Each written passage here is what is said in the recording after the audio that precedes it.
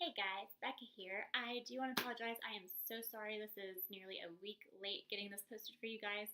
We had life happen last week. Everything was fine. And then Thursday night, my youngest daughter literally had me up all night long. So I did not get to make it to school Friday. So I haven't actually gone through any of this in class, but this is what I was planning to do had I been able to make it. So anyway, I will go ahead and jump in, and I'm going to start with history. On December 7th, 1941, the Japanese bombed Pearl Harbor, Hawaii, causing the U.S. to join the Allies in World War II. And that was for telling about Pearl Harbor. So for history, I was just going to do chain pass the ball. So we would stand in a line, everybody facing one direction, and the first person would have a ball, and they would pass it over their head. The next person would grab it and then pass it under their legs. The next person would grab it, pass it over their head. The next person would grab it, pass it under their legs. And we would go through it and see how far we could get. The next time through, I would say, all right, everybody jump and turn. So they jump and turn, and then the person at the end would then be in front. And so they would start and maybe pass it over their head, or they could pass it under their legs. Next person will do the opposite, and so on and so forth. And each time I was going to see if we could try to make the ball a little bit farther. So instead of just going down once and part way back, maybe try to go all the way down and back and see if we could get a little faster each time. So that's what I was going to do for history. Let's see, geography, rivers west, I was going to use the tune Over the River and Through the Woods. So it would go like this. Rivers west, Colorado River, Red River, Rio Grande River, Columbia River, Great Salt Lake. Oh, rivers west, Colorado River, Red River, Rio Grande River, Columbia River, Great Salt Lake. And so I had planned to say it at the board one time and then pull out a map and show them while I sing through the song. And since the song goes through it twice, that would equal 3 times already. And then the last 4 times, we would go ahead and sing the song twice. And I would have them get their maps, go ahead and give each of them a Sharpie marker, or not Sharpie, a dry erase marker, to trace the rivers while we sang it the first time. And then the second verse of the song, they could just point to it if they wanted to. And then we'd erase it. And then the second time through the song, we would trace them and then point to it. And that would equal the 7 times. That way they're getting visual, they're getting auditory, and they're getting kinesthetic. So that was going to be geography. For English, let's see, what was I going to do? Oh yes, I was going to use these beads. Somebody gave us these, and so I was just going to dump them on the floor. And while we did it, have them work as fast as they could. Everybody put as many together as they can.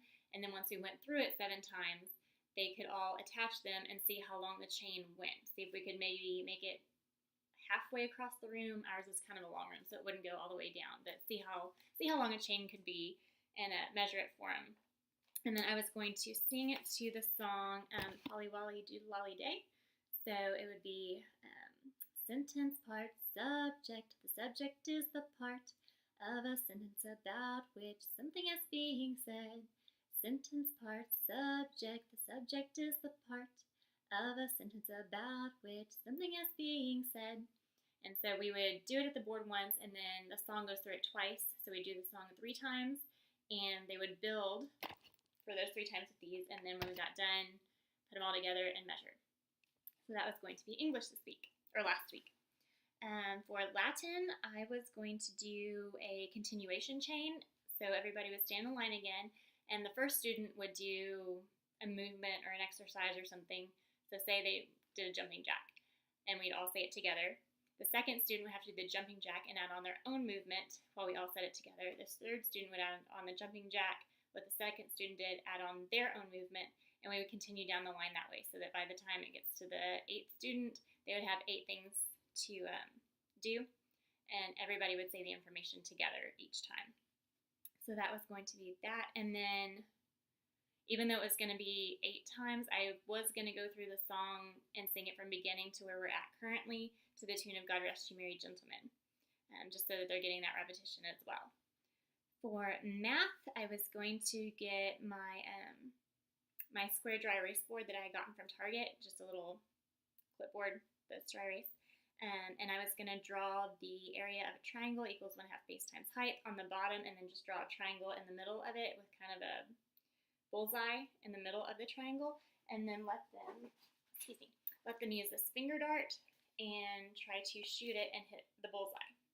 And they would just stand in a line and each take a turn. So the first student would come up, they'd have to say the math information, and then they could aim for the bullseye and try to make it. They'd go to the back of the line, the next student would come up, have to say the math information, and then try to hit the bullseye in the middle of the triangle. So that was going to be math. For science, I was going to use these papers. So I've got 4 of them. And I just wrote them out, and I was going to tape them to the floor. And then I have these matching, rings. So again, they would get in line, and the first student would say the periodic table elements, and then try to toss this ring onto the piece of paper to kind of loop it. And the other kids, while that student was doing that, would have to do exercise. So I would call out, all right, everybody do jumping jacks. And so while the first student is ring tossing with these, the rest of them would be doing exercises of some kind. And that way we're kind of getting out a little bit of energy, since this week I didn't really have any other exercises going on for them. So that was going to be the periodic table. And then I was probably going to go through and sing the song. It does not have the numbers. They were going to be getting that just by going through and saying them and doing the ring toss. But I do like the hydrogen and helium and lithium, beryllium, boron, carbon everywhere, nitrogen all through the air. That one, I can't remember exactly how it goes at the moment. But we were going to do that one just for fun. It's catchy and easy for them to remember. So that was going to be science. For Acts and Facts timeline, I was going to go through and say them one time, go through and sing them one time using the cards, and then take all the cards away and sing it one time. So that would be 3 times. And then the last 4 times, I was going to do something called Mirror Mirror, where you match 2 kids up. So you'll have 4 sets of 2. And the first time through, you'll have one student do motions of some kind or movements. They might do exercises. They might do something funny with their arms, moving their arms around. They could spin in a circle. And the other student has to mimic them as in sync as possible. So there's going to be a slight delay, but they're going to try to do exactly what the other student is doing. And so we'll do that through one time, and then the next time through, the opposite student will do motions, and the other student has to mimic them. And we'll just do that 2 more times, back and forth. And so that was going to be Acts and Facts timeline.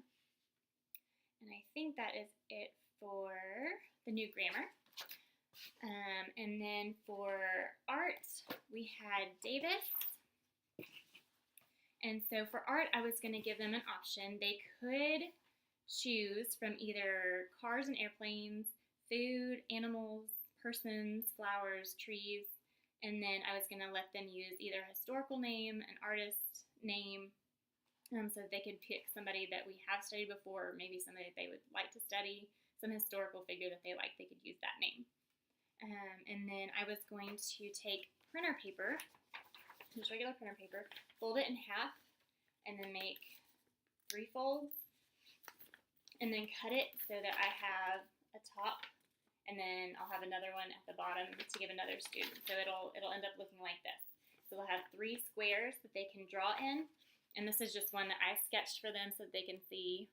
Yeah, here we go. So there's that. It's just really kind of cheesy, but it'll give you an idea, and it was going to give them an idea.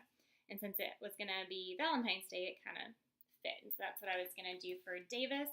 They could draw their own, they could come up with their own little story, and then they could color it. That's what I was going to do for that. And then for review, my kids absolutely love 4 corners. I do very basic. I don't use anything but my little pamphlet teacher's manual that I made. I pull a chair to the middle of the room. I sit down and I close my eyes and I count down from 5 to 1. While my eyes are closed, they'll pick whatever corner they want to go to, and then I will randomly pick a corner with my eyes still closed, and whoever is in that corner has to come up and each of them answer a question. So if there's 3 students, they will each get a separate question. If they get it right, they get 5 points each. One of my parents usually writes the names on the board, and they'll also keep track of the points for me. Now for the other students who didn't get called on, if they stand in the corners politely and quietly, they're good. If they are not polite and quiet, then they will lose a point. So that can kind of help keep things a little smooth. So that's what we were going to do for review, was 4 corners. And I think that's it for this week. For week 19, tomorrow is Friday. We do not have school tomorrow. Our director has it set up so that we are on for 3 weeks, off for the 4th week, to get a nice little break, recharge, and whatnot. So we do not have school tomorrow. My week 19 will be a week from tomorrow. So I will get everything figured out. I don't have anything figured out just yet. We've been trying to play catch up from being sick and just normal life stuff.